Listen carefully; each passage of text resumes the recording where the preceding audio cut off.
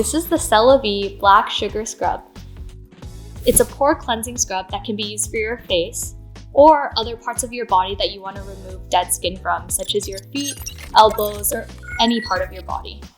Our black sugar scrub is created with brown sugar grains obtained from natural sugar cane.